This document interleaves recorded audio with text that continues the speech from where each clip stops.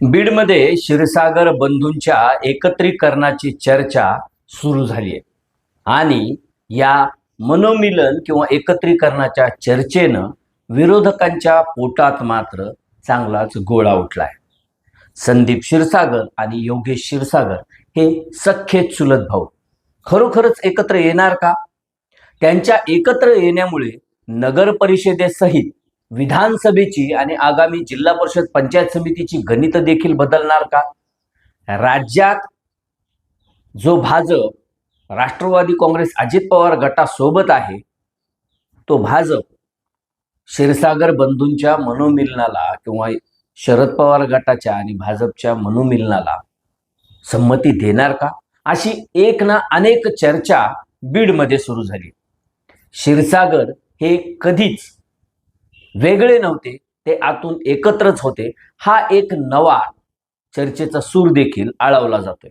नेमकं क्षीरसागर बंधूंच्या डोक्यात काय आहे, आगामी राजकारणाचं चित्र कसं असणार आहे आणि हे दोघंही भाऊ एकत्र आल्यास भविष्यात बीड जिल्ह्याच्या राजकारणावर काय परिणाम होईल याबाबत सविस्तर चर्चा करणार आहोत।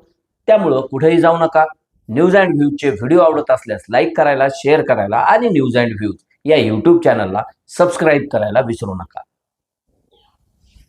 नमस्कार, मी Laxmikant Ruikar, news and views मध्ये आपल्या सर्वांचं स्वागत। बीड जिल्ह्याचं राजकारण हे तसं भल्या भल्यांना उमगत नाही। अनेकांना बीड जिल्ह्याच्या राजकारणाची वळणं ही सांभाळता येत नाहीत किंवा ओळखता येत नाहीत आणि त्यामुळं बीड जिल्ह्याच्या राजकारणावर किंवा इथल्या राजकीय परिस्थितीवर महाराष्ट्रातील अनेक दिग्गज स्पष्टपणे बोलत देखील नाहीत।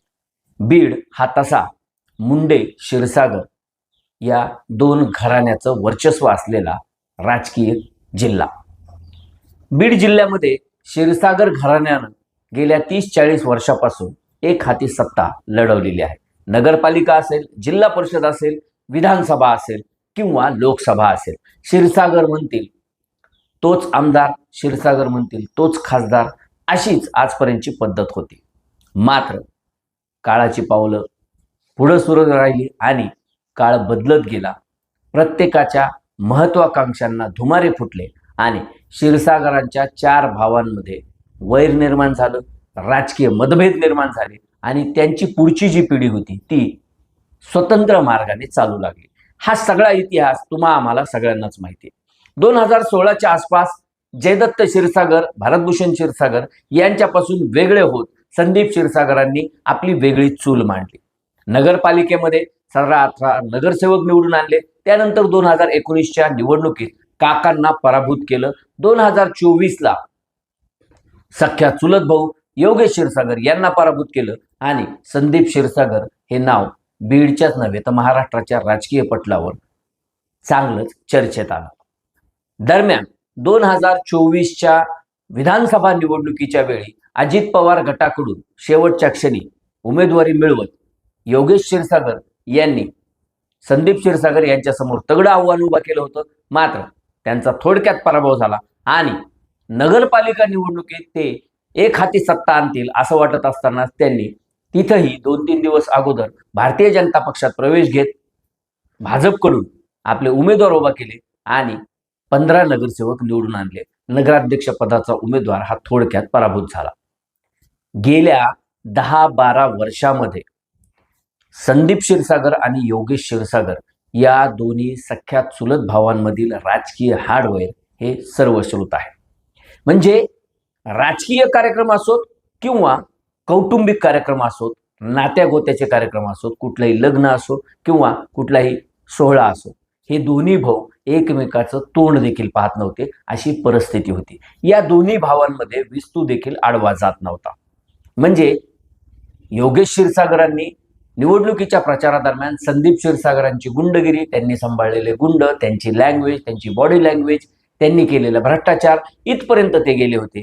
तर संदीप क्षीरसागरांनी देखील योगेश क्षीरसागरांचे वडील त्यांनी केलेला भ्रष्टाचार असेल किंवा एकंदरच क्षीरसागर घराण्यांना त्यांनी कशा पद्धतीने त्रास दिला यावर चर्चा केली होती।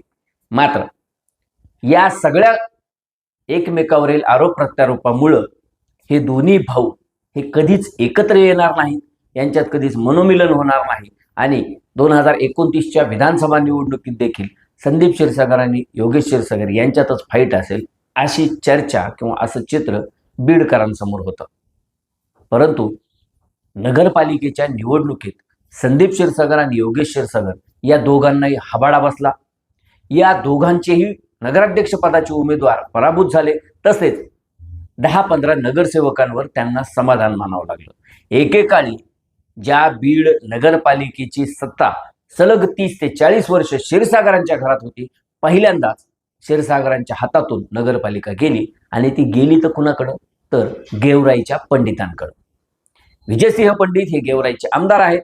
मात्र अजित पवार यांनी नगरपालिका निवडणुकीची जबाबदारी ही विजयसिंह पंडित यांच्या खांद्यावर दिली आणि त्यांनी नगराध्यक्षासहित 24 ते 25 नगरसेवक निवडून आणत अजित पवारांचा विश्वास सार्थ ठरवला.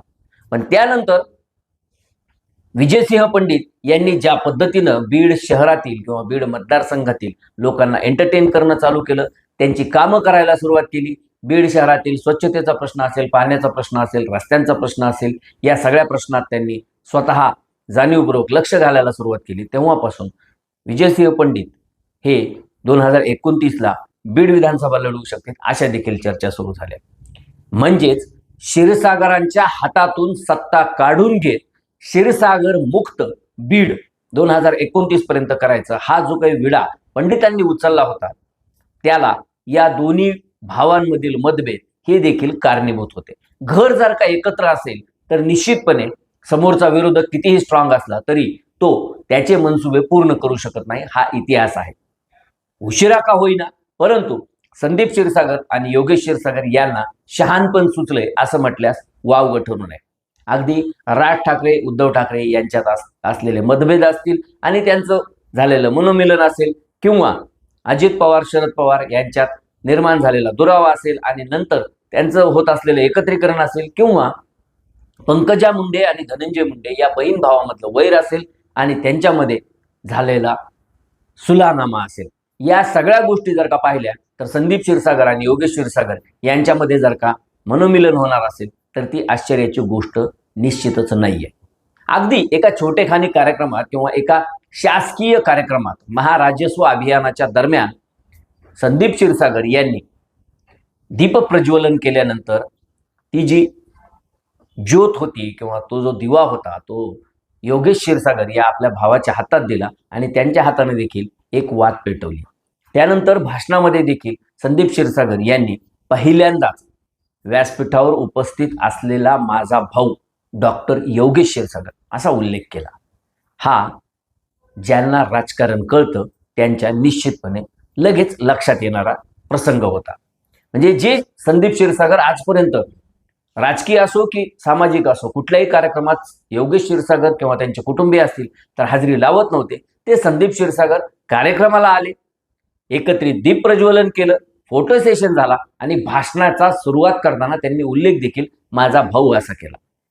ही जी काही टॉक झालेला आहे किंवा हे जे काही दृश्य बीडकरांनी पाहिलेलं आहे ते 100% याचं द्योतक आहे की या दोन्ही भावांमध्ये चांगलं अंडरस्टँडिंग सुरू झालेलं असावं.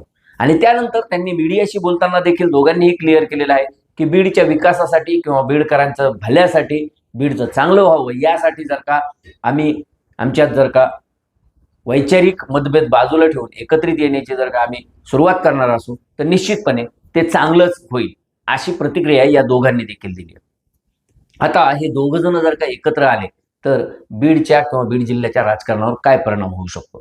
संदीप क्षीरसागर हे शरद पवार गटाचे आमदार आहेत, पण त्यांचा बीड जिल्ह्यातच नव्हे तर मराठवाड्यात चांगलाच चाहता वर्ग आहे. योगेश क्षीरसागर यांच्याकडे अद्याप तसं अधिकारिकपणे कुठलंही पद नसलं तरी देखील भारतीय जनता पक्षाचे युवा नेते म्हणून त्यांच्याकडे पाहिलं जातं. मुख्यमंत्री देवेंद्र फडणवीस असतील किंवा मंत्रिमंडळातील अनेक सहकाऱ्यांकडे त्यांचं चांगलं राजकीय वजन आहे. तसेच त्यांनी विधानसभेची जी निवडणूक लढवलेली आहे त्यामध्ये 90,000च्या पेक्षा अधिक मतदान घेऊन त्यांनी ओबीसींचा नेता म्हणून बीड मतदारसंघामध्ये एक आपली ओळख निर्माण केलेली आहे. मग हे दोन भाऊ जर का एकत्र आले तर आगामी जिल्हा परिषद आणि पंचायत समिती निवडणुकीमध्ये निश्चितपणे क्षीरसागरांचा बोलबाला होऊ शकतो. क्षीरसागर हे बीड विधानसभा मतदारसंघा व्यतिरिक्त अनेक मतदारसंघामध्ये प्रभाव पाडू शकतात आणि त्यांना जर का जयदत्त क्षीरसागर यांच्यासारखा राजकारणातला धुरंधर हा मार्गदर्शक म्हणून लाभला तर निश्चितपणे क्षीरसागरांनी जे काही गेल्या 10-5 वर्षात घरातील वादामुळं, घरातील फुटीमुळं किंवा घरातील महाभारतामुळं गमावलंय किंवा जिल्ह्यावरची जी पकड त्यांची ढिली झालेली आहे ती मजबूत होण्यासाठी निश्चितपणे मदत होईल. आता क्षीरसागर बंधू हे एका प्रसंगामुळं एका व्यासपीठावर आले, एकमेकाशी बोलले, एकमेकातील अंतर कमी झालेलं आहे. हे अंतर राजकीयदृष्ट्या कमी झालेलं आहे, कौटुंबिकदृष्ट्या कमी झालेलं आहे, भावनिकदृष्ट्या कमी झालेलं आहे, हे या दोघांनाच माहीत. पण त्याचा जो काही अर्थ बीडकर लावतायत, बीडची जनता अत्यंत हुशार आहे आणि त्यांच्यामध्ये ज्या काही चर्चा होत आहेत त्या जर का ऐकल्या किंवा त्या जर का पाहिल्या तर एक गोष्ट लक्षात येते की हे दोन भाऊ केवळ एका कार्यक्रमात एकत्र आल्यानंतर अनेकांच्या पोटात गोळा आलाय, अनेकांच्या तंबूमध्ये घबराट निर्माण झालेली आहे. तर शेकडो, हजारो, लाखो लोकांना हे दोघंही भाऊ एकत्रित येत आहेत याचं समाधान देखील आहे. या दोन्ही भावांच्या एकत्रीकरणामुळं किंवा क्षीरसागर कुटुंब पुन्हा एकत्रित येण्यामुळं निश्चितपणे बीड जिल्ह्याच्या विकासावर परिणाम होणार आहे, बीड जिल्ह्याच्या राजकारणावर परिणाम होणार आहे, बीड जिल्ह्याच्या सामाजिक एकंदर जे काही घडी आहे विस्कटलेली आहे त्यावर देखील सकारात्मक परिणाम होणार आहे. त्यामुळं तमाम बीडकरांची देखील ही अपेक्षा आहे की हे दोघेही भाऊ एकत्रीकरणासाठी जर का 2 पावलं पुढे आले असतील तर जयदत्त क्षीरसागरांनी वडिलकीच्या भूमिकेनं या दोघांना एकत्रित बसवावं आणि मनभेद दूर करून एकत्रित नांदण्यासाठी किंवा एकत्रित राजकीय वाटचाल करण्यासाठी त्यांनी सल्ला द्यावा. तुर्तास इतकंच. न्यूज अँड व्ह्यूजचे व्हिडिओ आवडत असल्यास लाईक करायला, शेअर करायला आणि न्यूज अँड व्ह्यूज या यूट्यूब चॅनलला सबस्क्राईब करायला विसरू नका. धन्यवाद.